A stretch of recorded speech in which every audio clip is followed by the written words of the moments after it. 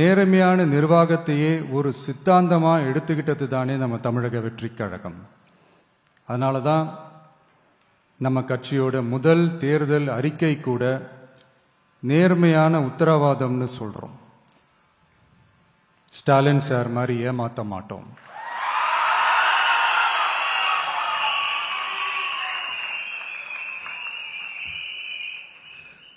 இந்த மற்றும் பலர் மாதிரி அள்ளி விடுற அவசர அறிக்கைன்னு இல்லைன்னு சொல்றோம்.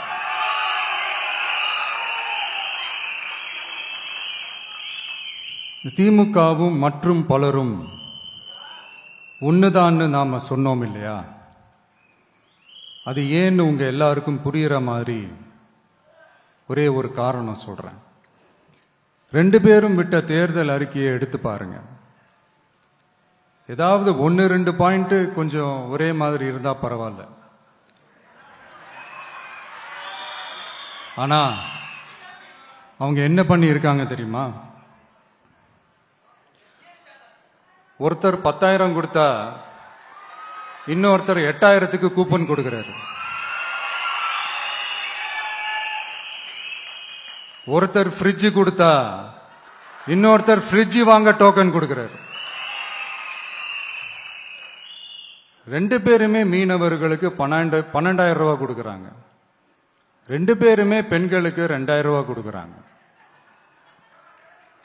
இப்படி ரெண்டு பேரும் ஒரே தேர்தல் அறிக்கைய பேரை மாத்தி கலரை மாத்தி தந்திருக்கிறாங்க. இவங்க ரெண்டு பேரும் வேற வேற இல்ல, ஒரு குடையின் கீழ் இருக்க கொள்கை கூட்டம் தான். ஆனா இந்த ரெண்டு ஊழல் கூட்டம் மாதிரி எல்லாம் நாம ஏமாத்தவே மாட்டோம். நமக்கு மக்கள் தான் முக்கியம், அவங்க மனசு தான் முக்கியம், அவங்க வாழ்க்கை தான் முக்கியம். என்னெல்லாம் செய்ய முடியுமோ, எதெல்லாம் பிராக்டிக்கலோ, எது பாசிபிளோ அதை மட்டும்தான் சொல்லி இருக்கிறோம்.